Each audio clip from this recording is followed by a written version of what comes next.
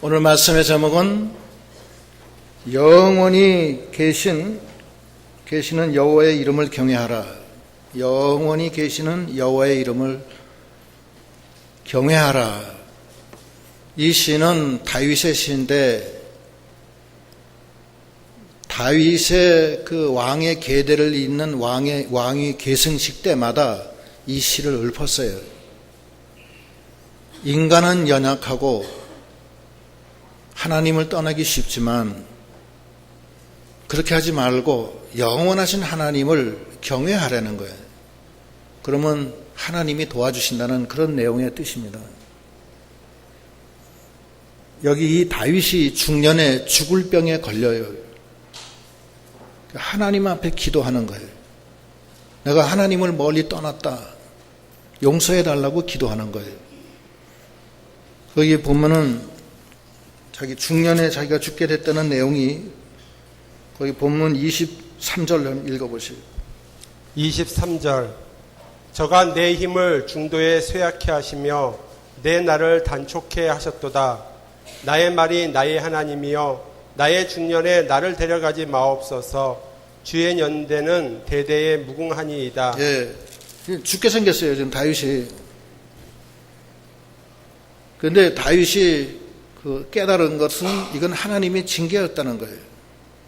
거기 뭘 보면 아느냐 하면은 10절 한번 읽어보세요. 10절 11절 10절 이는 주의 분과 노를 인함이라. 주께서 나를 드셨다가 던지셨나이다. 내 날이 기울어지는 그림자 같고 내가 풀의 쇠자람 같으니이다. 예, 주님이 나를 분과 노로 나를 들어서 던졌다는 거예요. 그래서 이 죽게 생긴 거예요 지금. 그래서 기울어지는 그림자 같고 풀의 쇠자남 같이 내가 됐다는 거예요. 그래서 다윗이 하나님 앞에 기도하는 그 내용입니다. 우리가 인생을 살면서 하나님의 징계를 받는 경우가 있어요. 그건 하나님의 사랑의 매입니다. 그때 다윗은 어떻게 했느냐면 하나님 앞에 부르짖었어요. 낙심하지 않았어요. 지금 죽을 병에 걸린 거예요. 거기 1절부터 한번 읽어보세요. 1절 여호와여 내 기도를 들으시고 나의 부르짖음을 주께 상달케 하소서. 나의 괴로운 날에 주의 얼굴을 내게 숨기지 마소서. 주의 귀를 기울이사 내가 부르짖는 날에 속히 내게 응답하소서.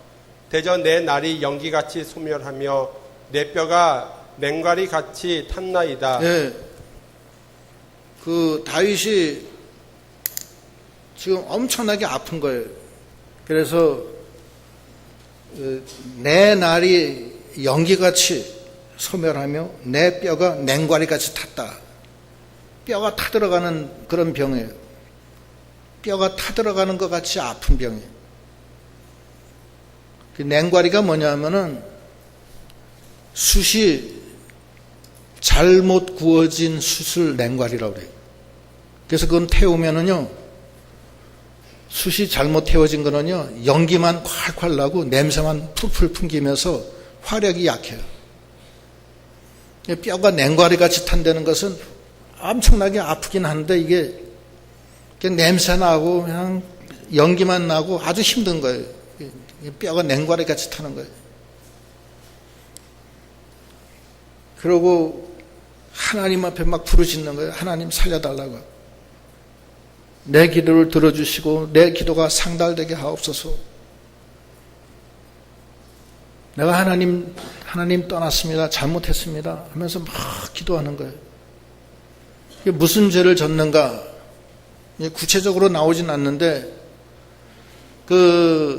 하나님이 이스라엘의 죄를 크게 하나님 떠난 죄, 하나님 버리고 터지는 웅덩이 판 죄, 그 두 가지로 말씀하고 계세요. 예레미야 2장 13절 한번 읽어보세요. 예레미야 2장 13절 내 백성이 두 가지 악을 행하였나니 곧 생수의 근원되는 나를 버린 것과 스스로 웅덩이를 판 것인데 그것은 물을 저축치 못할 터진 웅덩이니라. 예. 다윗이 하나님을 떠나서 터진 웅덩이를 판 적이 있었던 것 같아요. 한때 젊었을 때는 음행죄를 범하고 살인죄를 범한 적도 있었고 또 알게 모르게 남몰래 지은 죄도 많을 겁니다. 그 죄 때문에 그런 거예요. 하나님을 떠나면 안 돼요. 그래서 하나님 떠나면 그거는 저주를 받는다고 그랬어요.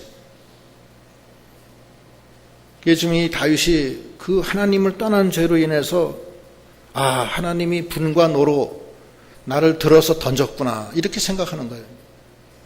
그래서 하나님 앞에 기도하는 거예요. 나를 살려달라고. 그 예레미야 17장 5절로 6절에 보면 하나님 떠나면 저주받는다고 그랬어요. 한번 읽어보시죠. 예레미야 17장 5절 나 여호와가 이같이 말하노라 무릇 사람을 믿으며 혈육으로 그 권력을 삼고 마음이 여호와에게서 떠난 그 사람은 저주를 받을 것이라. 그는 사막의 떨기나무 같아서 좋은 일에 오는 것을 보지 못하고 광야 간조한 곳 건건한 땅 사람이 거하지 않는 땅에 거하리라. 예, 하나님 떠난 사람은요 이 심령에 이 기쁨도 없어지고 평안함도 없어져요. 밤에 잠도 못 자고 괜히 걱정되고 근심되고 심한 사람은 가위에 눌리고 잠이 안 와서 약을 먹어야 자고 어떤 사람은 잠이 안 와서 술을 만땅꼬로 먹어서 술 취해서 자는 사람도 있어요. 안 먹어. 그렇지 않으면 정신이 조금이라도 있으면 잠을 못 자기 때문에 그런 경우가 생겨요. 근데 이게 그 다윗이 너무 괴로우니까 막 하나님 앞에 살려달라고 그러는 거예요. 저주를 받은 거예요. 그 다윗이 이 저주를 받으면서 쓴 내용이 내 삶이 연기같이 소멸하며 내 뼈가 냉과리같이 탑니다. 하나님 살려달라고. 그러면서 계속 얘기하는 거예요. 4절 읽어보시죠. 4절 내가 음식 먹기도 잊었으므로 내 마음이 풀같이 쇠잔하여 싸우며 예, 음식도 못 먹고 또 마음이 풀같이 쇠잔해졌다. 마음이 쇠잔해진 거예요. 아주 그냥 기력이 하나도 없는 거예요. 그 다음 5절 나의 탄식 소리를 인하여 나의 살이 뼈에 붙었나이다. 예, 살이 뼈에 붙는 거예요. 오랫동안 아팠던 것 같아요. 오랫동안 아프면 이 근육이 다 빠져가지고서요 근육이 없어요. 그래서 살이 뼈에 붙어요. 오랫동안 누워있는 사람 이렇게 만지면요 이게 이 중간에 근육이 다 빠져요. 빠지고 살이 뼈에 직접 붙는다고. 그렇게 되는 거예요. 그렇게 몹시 아픈 거예요. 그 다음 읽어보시죠. 6절 나는 광야의 당아새 같고 황폐한 곳에 부엉이 같이 되어 싸우며 내가 밤을 새우니 지붕 위에 외로운 참새 같은 이이다. 예, 광야의 당아새 같이 황폐한 곳에 부엉이 같이 너무 외롭다는 거예요. 당아새나 부엉이는 혼자 그 밤에 그냥 혼자 있는 거예요. 부엉이도 한밤중에 그 산속에 아무도 없는 데서 부엉 그래서 부엉인가. 부엉이 우는 소리 들어보신 분 맞아요 그게? 부엉 그래요? 예? 또 참새가 밤을 지새우는 지붕 위에 외로운 참새 같다는 게. 참새가 밤에 잠도 못 자고 지붕에서 혼자 벌벌 떨면서 있는 거예요.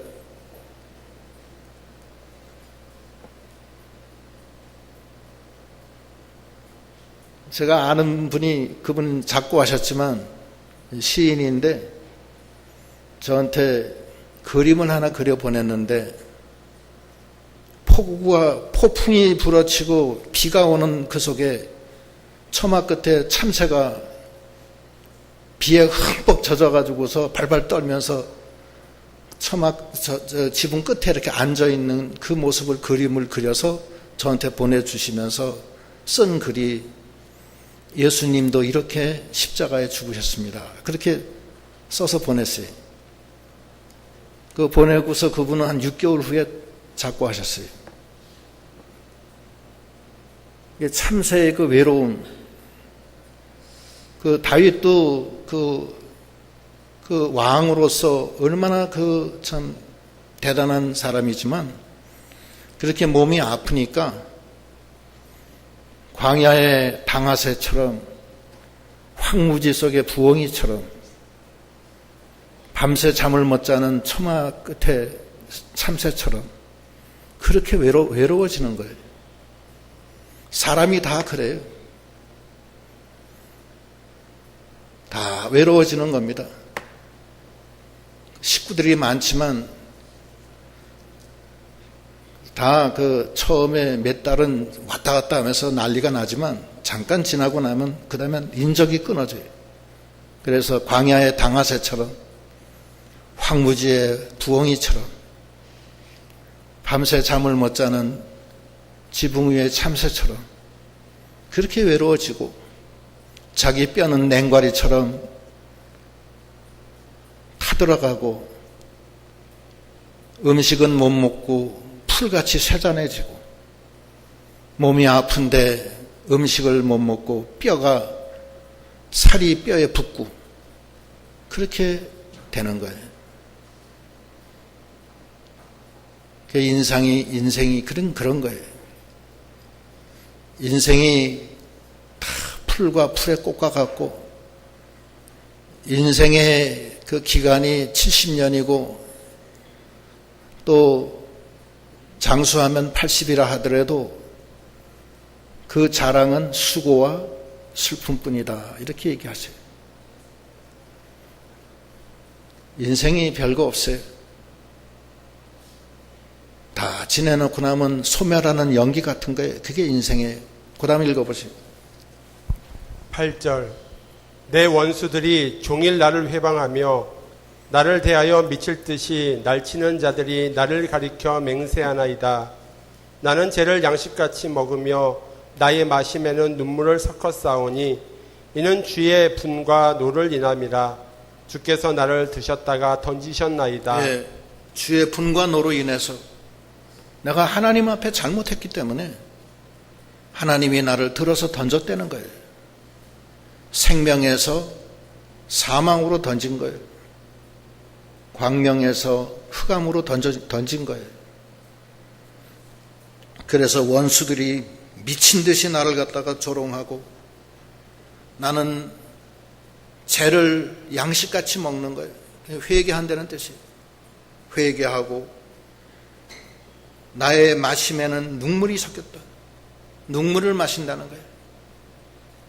내 주님이 나를 들어 던졌어요. 분과 노로 인해서. 그 다음 읽어보세요. 11절 내 날이 기울어지는 그림자 같고 내가 풀의 쇠잔함 같으니이다. 예, 기울어지는 그림자 같은 거예요. 기울어지는 그림자, 석양의 그림자가 기울어져요. 그러다가 잠시 있다가 없어져요. 그 그림자마저도. 그럼 끝난 거예요. 풀이 쇠잔함 같이. 내가 이것도 모르고서 하나님을 멀리 떠나서 이 세상을 의지하고 사람을 의지했구나. 이렇게 연약한 것이 인생인데 이렇게 변화무쌍하고 나를 조롱하고 나를 배신하는 것이 이 세상인데 그것도 모르고 생수의 근원이 되시는 예수님을 하나님을 떠나서 웅덩이를 팔어 나갔는데 그 웅덩이는 물을 담지 못하는 웅덩이라는 거예요. 물을 담지 못하는 웅덩이를 팠다는 것은 자기한테 유익이 없는 일을 했다는 거예요. 평생에 걸쳐 돈 벌려고 그렇게 애를 썼지만 그 돈이 자기 게 아니야. 알고 보니까. 자기 게 아닌 거예요. 자기 거는 하나님이에요. 그는 생명이기 때문에 하나님이 자기 것이고 너는 내 것이다 그랬고 나는 하나님의 것이고 또 하나님은 나의 하나님이에요. 그건 영원한 생명이에요. 기쁨과 평안이에요. 그 하나님을 내버리고 멀리 멀리 세상으로 나가서 웅덩이를 팔아 나갔는데 그 웅덩이는 미안하게도 터진 웅덩이야. 자기한테 아무 유익이 없는 그런 웅덩이야. 그런 웅덩이를 팔아 나간 거예요. 그래서 이 다윗이 크게 회개하는 거예요. 죄를 양식으로 먹으며 눈물을 삼키며 하나님 앞에 하나님이 분간으로 나를 집어 던졌구나. 그러고서 이제는 다윗이 영원하신 하나님을 찾아가는 거예요. 어떻게 찾느냐? 12절 여호와여 주는 영원히 계시고 주의 기념 명칭은 대대에 이르리이다. 예, 영원한 하나님. 이 세상은 풀과 같이 쇠잔해지고 지는 그림자 같고 외롭기 한장 없는 이 세상에서 이제는 영원하신 하나님을 찾아가는 거예요. 인생은 풀같이 쇠해지지만 영원하신 하나님과 함께 할 때 우리는 그 말씀 안에서 그 영원으로 나가는 거예요. 그게 복음입니다. 이 썩어지는 세상, 진동되는 세상, 없어지는 세상에서 영원한 세계로 옮겨지는 거예요. 그래서 그 영원하신 하나님을 부르는 거예요. 기념 명칭은 대대에 이르리로다. 그 명칭이 기념으로 하나님 하면서 가는 거예요. 대대로 기념 명칭에 하나님은 기념 명칭이에요. 하나님은 지극히 큰 상급이에요. 지극히 큰 분기시에요. 하나님 한 분으로 족하다는 거예요. 그 기념 명칭이 대대에 이르는 그 하나님을 다윗이 찾아가는 거예요. 그 다음 읽어보세요. 13절 주께서 일어나사 시온을 긍휼히 여기시리니 지금은 그를 긍휼히 여기실 때라 정한 기한이 오미니이다. 예, 여기 시온은 예루살렘의 별칭이에요. 시온 성함은 예루살렘 성을 뜻하는 거예요. 또 영적인 해석은 시온은 교회를 뜻하기도 해요. 하나님 나라. 또 다른 뜻은 성도를 뜻하기도 합니다. 우리가 시온의 백성 아니에요? 우리가 하나님의 나라 아니에요? 그래서 우리가 성도를 뜻하는 거예요. 근데 여기서 있는 말씀은 내가 하나님 멀리 떠나서 징계를 받지만 하나님이 나를 긍휼히 여겨주실 것이다. 그 뜻이 이 안에 있어요. 주께서 일어나사 시온을 긍휼히 여기시리니 지금은 그를 긍휼히 여기실 때라 정한 기한이 오미니이다. 내가 이제 주님께 나갑니다. 주님이 나를 긍휼히 여겨주실 겁니다 하면서 나가는 거예요. 탕자가 아버지의 재산을 가지고서 아버지를 멀리 떠나서 저 이방 나라에 가서 허랑방탕 재산을 탕진하고 나중에 알거지가 되잖아요. 거지가 돼서 먹을 게 없어서 돼지가 먹는 쥐염 열매를 먹으려고 해도 그거마저 없어서 줄여 죽게 됐을 때 그때 아버지를 찾아가요. 아버지를 찾아가는 거예요. 아버지한테 나는 면목이 없다. 이제는 아버지 아들도 아니다. 나는 차라리 아버지의 종의 품꾼의 하나로서 나를 써주시면 감사하겠다 하고 가니까 아버지가 멀리서 오는 자기 아들을 보고 뛰어나가서 그 아들을 부둥켜 안고 그 아들을 맞아주잖아요. 그것이 시온을 긍휼히 여겨주시는 거예요. 당신의 아들을 아무리 나쁜 짓을 했어도 하나님은 우리를 긍휼히 여겨주시고 우리를 사랑해 주십니다. 다윗은 현명하게도 그것을 알고 있었어요. 그래서 주께서 나를 던져서 내가 이렇게 죽을 고생을 하고 내가 냉가리같이 타들어가고 뼈에 살이 부딪히고 풀같이 쇠잔해졌지만 이제 늦었지만 지금이라도 영원하신 아버지 기념 명칭이 대대에 이르는 그 하나님께 나가다. 그분이 나를 긍휼히 여겨주실 것이다.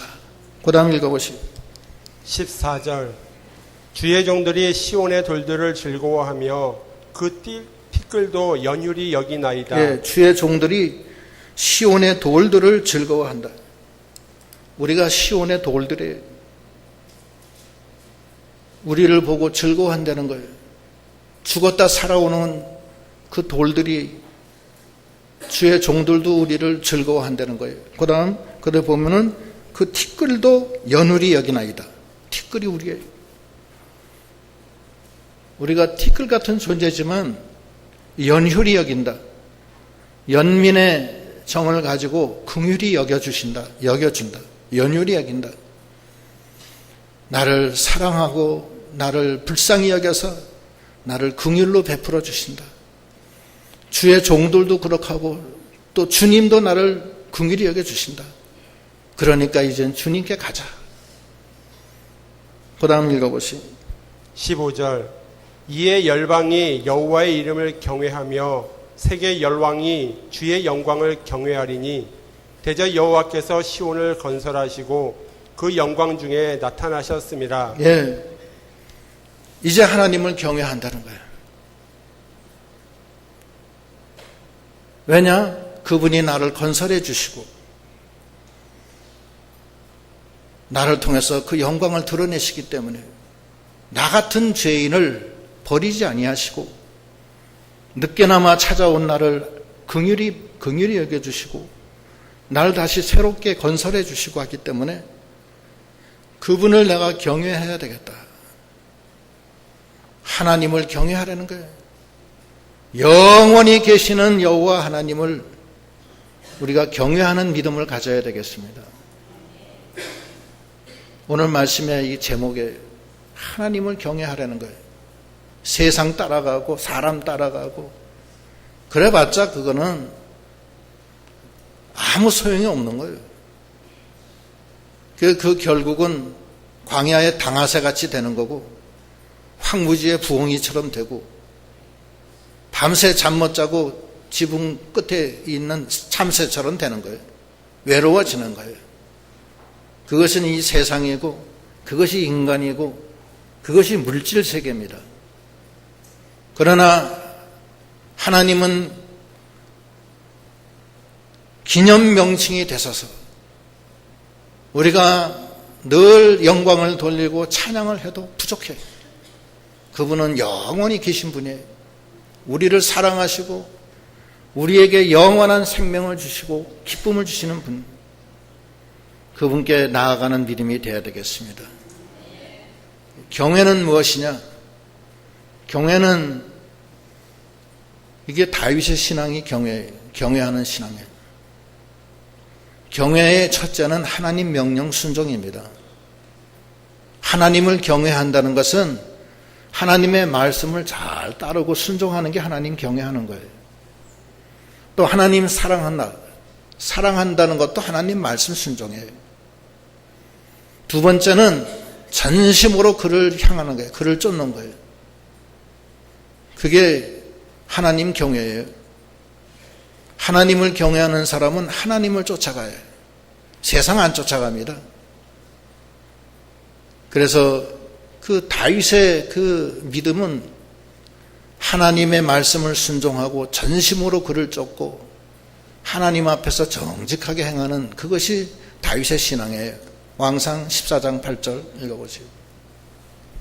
왕상 14장 8절 나라를 다윗의 집에서 찢어내어 내게 주었거늘 너는 내 종 다윗이 나의 명령을 지켜 전심으로 나를 쫓으며 나 보기에 정직한 일만 행하였음과 같지 아니하고 나의 명령을 지키고 전심으로 하나님을 쫓고 하나님 보시기에 정직한 일만 행하는 것, 이것이 다윗의 신앙이에요.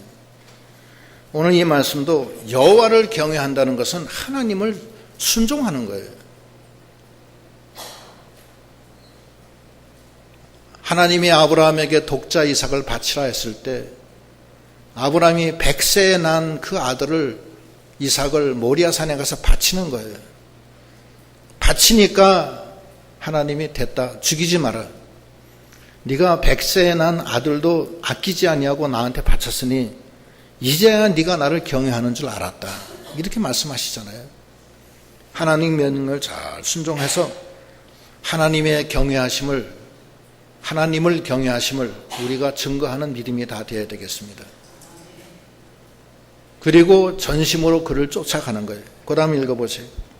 17절 여호와께서 빈궁한 자의 기도를 돌아보시며 저희 기도를 멸실치 아니하셨도다. 이 일이 장래 세대를 위하여 기록되리니 창조함을 받을 백성이 여호와를 찬송하리로다. 여호와께서 그 높은 성소에서 하감하시며 하늘에서 땅을 감찰하셨으니 이는 갇힌 자의 탄식을 들으시며 죽이기로 정한 자를 해방하사 여호와의 이름을 시온에서 그 영예를 예루살렘에서 선포케 하려 하심이라. 예. 하나님이 빈궁한 자의 기도를 돌아보시며 저희 기도를 멸시치 아니하시고 또 하늘의 높은 성소에서 하감하시어 하늘에서 땅을 감찰하신다는 거예요. 하늘에서 땅을 감찰하시다가 전심으로 자기에게 기도하고 자기에게 향하는 자는 하나님이 능력을 주시고 그 기도를 다 들어주신다는 거예요. 첫째는 하나님의 명령을 순종하는 것이고 두 번째는 전심으로 그에게 향해서 그의 능력을 받고 그 기도를 상달시켜서 기도의 응답을 받는 거예요. 역대하 16장 9절에도 온 땅을 감찰하시다가 전심으로 자기에게 향하는 자에게 능력을 주시는 하나님. 하나님은 자기에게 향해서 기도하는 자에게 능력을 주실 뿐만 아니라 그 기도가 땅에 떨어지지 않게 해주신다고 그랬어요. 요한복음 14장 13절로 14절 읽어보시죠. 요한복음 14장 13절 너희가 내 이름으로 무엇을 구하든지 내가 시행하리니 이는 아버지로 하여금 아들을 인하여 영광을 얻으시게 하려 함이라. 내 이름으로 무엇이든지 내게 구하면 내가 시행하리라. 예, 전심으로 하나님께 향해서 기도하려는 거예요. 궁핍한 자의 기도는 하나님이 다 들어주시고 하나님이 그 땅에 떨어지지 않게 하신다는 거예요. 궁핍한 자의 기도는 하나님 이거 안 들어주시면 저 죽습니다 하는 그런 기도예요. 과부의 기도하고 똑같은 거예요. 과부가 밤낮 부르짖는 기도를 하잖아요. 하나님도 그 궁핍한 자의 기도를 하셨어요. 하나님 앞에 나가서 기도할 때 예수님도 눈물과 통곡과 땀방울이 핏방울이 되도록 기도하셨잖아요. 그런 기도의 모범을 우리에게 보여주신 거예요. 그때 하나님이 능력으로 도와주신다는 거예요. 그렇게 하나님을 경외하는 신앙, 하나님이 영원하신 하나님인 것을 알고 하나님을 경외함으로 세상으로 돌렸던 발걸음을 하나님께로 향하는 믿음, 자기가 하나님의 징계로 지금 죽을 꼴을 당했지만 하나님이 나를 긍휼히 여겨주실 것이다 믿고 탕자가 멀리 떠났다가 아버지께로 돌아가는 것과 같이 우리도 하나님께 향해 나가는 믿음을 가져야 되겠고, 그리고 경외하는 신앙, 즉 하나님의 말씀을 순종하고 전심으로 그를 향해서 기도로서, 궁핍한 기도로서 하나님께 아련하는 그런 믿음이 되도록 하셔야 되겠습니다. 우리가 아무것도 아니에요. 다 잠깐 있다가 없어지는 풀과 같은 존재가 우리 아닙니까? 다 잠깐이에요. 잠깐 지나면은 그 많던 사람도 다 없어져요. 저 어렸을 때는 어른들이 굉장히 많았었어요. 그래서 지금 생각하니까 그 어른들 거의 다 없어졌어요. 그렇게 되는 거예요. 다 그 인생의 길이 그래요. 그러나 우리는 감사하게도 영원하신 하나님, 기념 이름을 가지신 하나님이 우리와 함께 계시요. 우리를 긍휼히 여겨주세요. 이제는 그 하나님을 경외하는 신앙, 그분을 순종하고 전심으로 그에게 향해서 기도하는 신앙을 회복하는 우리 믿음이 되어야 되겠습니다. 우리 심령이 하나님이 와 계셔서 우리를 도와주십니다. 어떻게 도와주시냐? 그 다음 읽어보세요. 22절 20절부터 20절 이는 갇힌 자의 탄식을 들으시며 죽이기로 정한 자를 해방하사 여호와의 이름을 시온에서 그 영예를 예루살렘에서 선포케 하려 하심이라. 때에 민족들과 나라들이 모여 여호와를 섬기리로다. 예, 하나님이 우리 갇힌 자의 탄식을 들어주신다는 거예요. 죽이기로 정한 자를 해방시켜 주신다는 거예요. 우리가 다 갇힌 자 안에 다 갇혀 있다고요. 우리가 다 포로라고, 포로. 거기서 해방돼야 될 거 아니에요. 요즘에 그 어린 아이들, 학생들이 자기 동료들을 구타하고 뭐 별난 짓을 다 하는데 그 나쁜 아이들한테 걔네들한테 붙잡힌 거예요. 쉽게 얘기하면. 나쁜 친구들한테 붙잡혀서 포로가 된 거예요. 그러면 걔네들이요, 평생 동안 거기서 벗어나기 어려워요. 나쁜 친구 한번 사귀면요, 평생 벗어나기 어려워요. 그게 갇힌 자예요.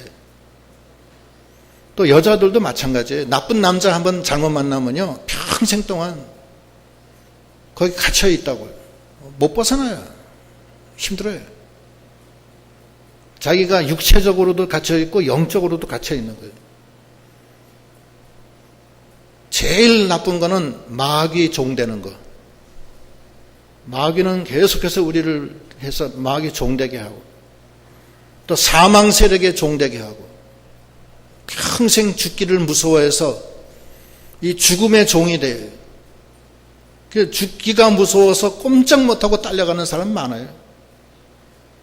그 조폭 세계도 한번 들어가면요, 못 나와요. 왜 못 나오는지 아세요? 죽기가 무서워서 평생 종되는 거예요.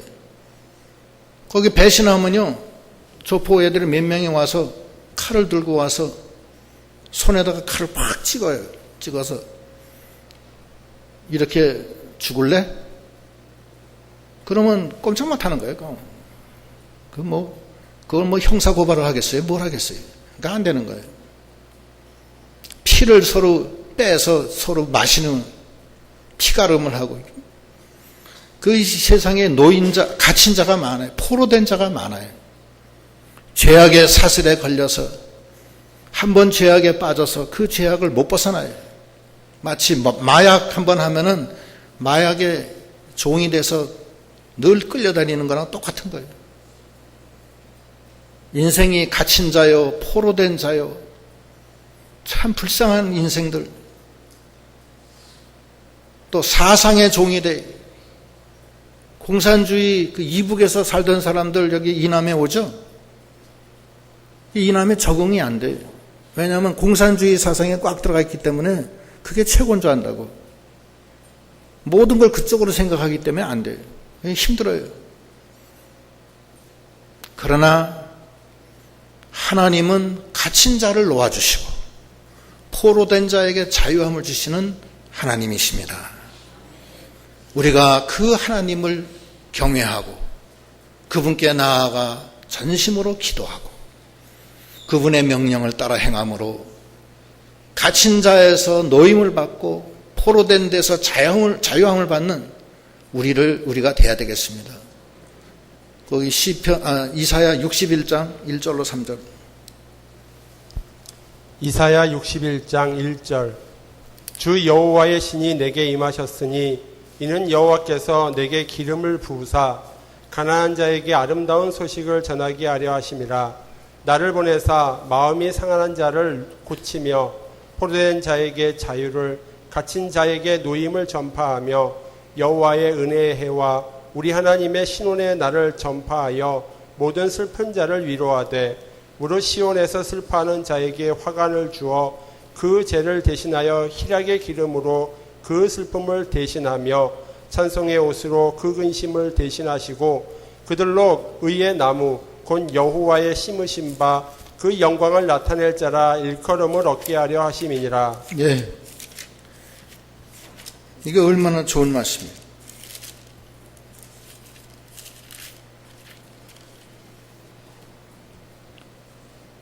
슬퍼하는 자에게 화관을 주어 그 죄를 대신하며 희락의 기름으로 그 슬픔을 대신하게 하며 찬송의 옷으로 그 근심을 대신하게 하시고, 이에 하나님, 그 하나님이 우리를 자유케 하시고 노임을 주시고 슬퍼하는 자에게 위로를 주시고, 그 하나님이 우리에게 생명이 되시고 우리의 기쁨이 되시는 하나님, 그분을, 그 영원하신 하나님을 경외하는 신앙을 갖도록 해야 되겠습니다. 다윗이 여기서 벗어나요. 죽음에서 벗어나는 거예요. 그래서 어떻게, 이제 그 다음 읽어보세요. 23절. 저가 내 힘을 중도에 쇠약케 하시며 내 날을 단촉케 하셨도다. 나의 말이 나의 하나님이여 나의 중년에 나를 데려가지 마옵소서. 주의 연대는 대대에 무궁하니이다. 예, 나를 중년에 이렇게 죽게 하지 말아 달라는 거예요. 하나님은 영원하신 하나님이신데 왜 그걸 저를 죽이려고 하십니까? 살려주세요. 다윗이 살았어요? 죽었어요? 예? 살았죠. 하나님이 이 기도를 들어주세요. 궁핍한 자의 기도는 하나님이 들어주시고 그 기도는 땅에 떨어지지 않게 해주시는 하나님이십니다. 이것은 하나님의 약속입니다. 여러분들도 다 하나님께 나아가 하나님을 경외하고 그 말씀을 순종하고 전심으로 그에게 향해서 기도하고 그 앞에서 정직히 행함으로 말미암아 갇힌 데서 노임을 받고 포로된 데서 자유함을 받고 슬픈 데서 위로함을 받고 화환의 관을 씌워 죄를 대신하는 놀라운 역사가 있는 우리 믿음이 되어야 되겠습니다. 다윗은 중년에 죽을 죄를 졌지만, 죽음의 병을 받았지만 하나님의 도우심으로 거기서 회복돼서 왕이 돼서 이스라엘을 통일시키는 귀한 성군이 됐습니다. 그 다음 읽어보시오. 25절. 주께서 옛적에 땅에 기초를 두셨사오며 하늘도 주의 손으로 지으신 바니이다. 천지는 없어지려니와 주는 영존하시겠고 그것들은 다 옷같이 낡으리니 의복같이 바꾸시면 바뀌려니와 주는 여상하시고 주의 연대는 무궁하리이다. 주의 종들의 자손이 항상 있고 그 손이 주의 앞에 굳게 서리이다 하였도다. 예, 천지는 없어지고 주는 영존하세요. 천지는 낡아져요. 낡아져서 의복을 갈아입은 같이 계속 갈아입는 거예요. 금년도도 나무들이 금년 봄에 추운 겨울에 언제 저기서 싹이 날까 했는데 벌써 파랗게 됐다가 한여름 다 지나고 그 다음에 이제는 떨어질 때 됐죠. 의복을 갈아입은 거예요. 또 갈아입어요. 또 이렇게 해서 계속해서 돌아가면서 나무가 늙어가듯이 우리 인생도 마찬가지예요. 천지는 없어지지만 하나님은 영존하세요. 그리고 그 하나님을 경외하는 자, 그 하나님의 긍휼하심을 입은 그 자손도 영존한 겁니다. 거기 제일 마지막에 27절 28절 다시 읽어보세요. 27절. 주는 여상하시고 주의 연대는 무궁하리이다. 주의 종들의 자손이 항상 있고 그 손이 주의 앞에 굳게 서리이다 하였도다. 예, 주님은 여상하시고 주의 연대는 무궁한데 주님의 자손들도 영원히 주님 앞에 서게 해주시는 놀라우신 이 복음, 영생의 길을 걸어가는 우리 믿음이 되어야 되겠습니다. 기도하시겠습니다.